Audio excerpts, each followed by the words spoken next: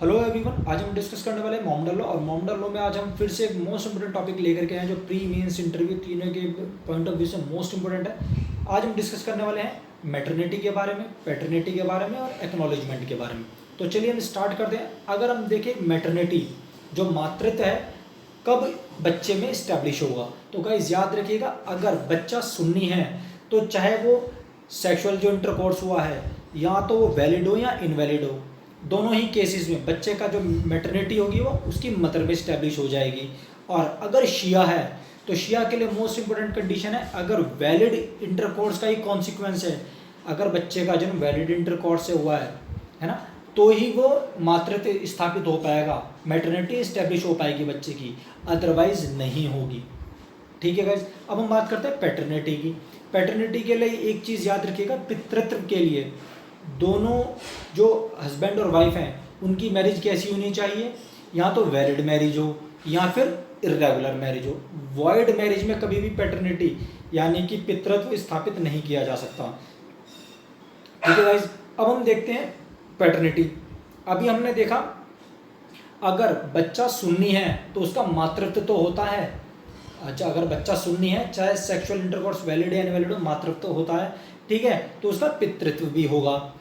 अगर बच्चा शिया है तो पितृत्व कब स्थापित होगा, जब वैलिड मैरिज हो, इर्रेगुलर मैरिज हो और जो बच्चा पैदा हुआ है वो वैलिड इंटरकोर्स से हुआ है। अगर इनवैलिड इंटरकोर्स से बच्चा हुआ है तो ना तो उसका मातृत्व होता और ना ही शिया में उसका पितृत्व हो पाएगा, यानी कि मैटरनिटी और पैटर्निटी दोनों ही नहीं होंगी। चलिए अब हम बात करते हैं लेजिटिमेसी की। तो गाइस याद रखिएगा, लेजिटिमेसी के लिए मोस्ट इंपोर्टेंट कंडीशंस कौन सी हैं, फिर से हम एक बार कंडीशंस की बात करते हैं। किसके लिए? लेजिटिमेसी के लिए। हस्बैंड और वाइफ की शादी कैसी होनी चाहिए? वैलिड शादी होनी चाहिए या फिर इर्रेगुलर शादी होनी चाहिए।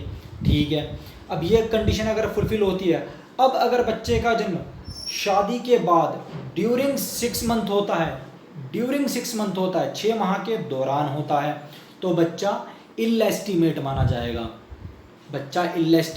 जाएगा। अगर शादी से 6 महीने के बीच में हो जाता है। लेकिन अगर उसका फादर एक्सेप्ट कर ले कि नहीं भी मेरा ही बच्चा है, फिर वैलिड हो जाएगा, फिर वो क्या हो जाएगा, लेस्टिमेट हो जाएगा। ठीक है, अब हम बात करते हैं अगर बच्चे का जन्म शादी के बाद आफ्टर दी 6 मंथ हुआ है, शादी के बाद आफ्टर 6 मंथ हुआ है, तो वो लेस्टिमेट माना जाएगा। लेकिन अगर फादर ये बोल दे नहीं भाई मेरा बच्चा नहीं है, तो वो इलेस्टिमेट हो जाएगा। अब हम देखते हैं कि यहाँ पर लेस्टिमेसी और इलेस्टिमेसी यहाँ पर कैसे प्रूव की जाती है। तो याद रखिएगा, यहाँ पर भी सेक्शन 112 इंडियन एविडेंस एक्ट है, वो एप्लीकेबल हो जाता है और उसी की कंडीशन यहाँ पे एप्लीकेबल होती है। ये स्पेसिफिकली केस में बोला गया और एक केस मोस्ट इंपोर्टेंट है, Ismail Ahmed versus Momin Bibi, AER 1941 privy council. Ismail Ahmed versus Momin Bibi, AER 1941 privy council. इस केस में बोला जो इंडियन एविडेंस एक्ट का प्रोविजन 112 है जो लेस्टिमेसी को प्रूव करता है और कंक्लूसिव प्रूफ बताता है, ठीक है, वही सेम प्रोविजन मॉमडन लॉ में अगर आप लेस्टिमेसी बच्चे की प्रूव करें इसमें भी एप्लीकेबल होंगे। तो गाइस अभी हमने देखा मैटरनिटी शिया सुन्नी में कैसी होती है, पैटर्निटी शिया सुन्नी में कैसी होती है, और दोनों में ही याद रखिएगा लेस्टिमेसी को प्रूव कैसे किया जाता है। अब हम बात करने वाले मोस्ट इंपोर्टेंट टॉपिक एक्नॉलेजमेंट, अभिस्वीकृति। याद रखिएगा अभिस्वीकृति होता क्या है, मैं आपको बेसिक बता देता हूँ। सपोज कीजिए एक बच्चा है, उसके बारे में ये सर्टेन नहीं है कि इसका फादर कौन है, बच्चा है ये नहीं पता उसका फादर कौन है। अब एक पर्सन आता है, वो कहता है ये मेरा बेटा है और मैं इसका पिता होना स्वीकार करता हूँ, तो ये क्या हो जाता है, ये हो जाता है आपका अभिस्वीकृति, एक्नॉलेजमेंट।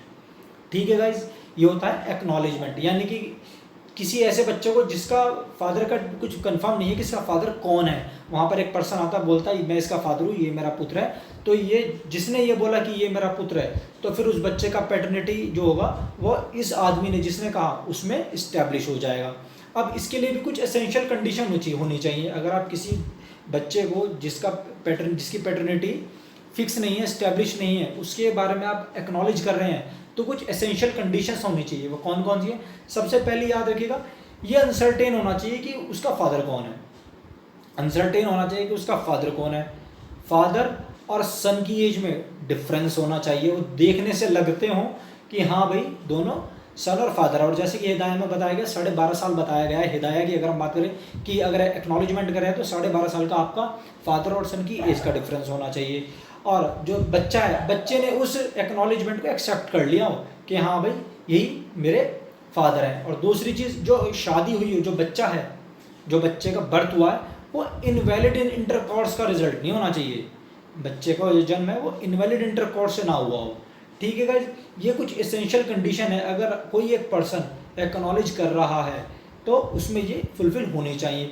अब एक चीज़ और याद रखिएगा भाई कि अगर किसी बच्चे की लेस्टिमेटी को प्रूव करना है तो ये सिर्फ दो ही तरह से हो सकती है। जो लेस्टिमेटी प्रूव होती है बच्चे की, वो किस तरह से होती है? एक तो होती है पैटर्निटी को प्रूव करके, जैसे कि हम डिस्कस कर चुके हैं। और पैटर्निटी कैसे प्रूव होती है? दोनों में, हस्बैंड और वाइफ का या तो वैलिड मैरिज हो या इरेगुलर मैरिज हो। ठीक है गाइज, ये कंडीशन फुलफिल है। और या फिर अगर पैटर्निटी से प्रूव नहीं होता तो याद रखिए एक्नॉलेजमेंट। अगर फादर आता है और खुद ही कह देता है कि नहीं भाई ये मेरा ही बच्चा है और मैं इसका पिता होना स्वीकार करता हूँ, तो ये हो जाता है एक्नॉलेजमेंट। तो इन 2 टाइप से आप बच्चे की लेस्टिमेसी को प्रूव कर सकते हैं। तो आई होप ये टॉपिक आपको समझ में आया होगा। और अभी यहाँ से एक टॉपिक ख़त्म नहीं होता, इसके आगे एक और आएगा, लेकिन वो नेक्स्ट वीडियो में डिस्कस करेंगे। Difference between adoption and acknowledgement, mains में बहुत बार पूछा गया है।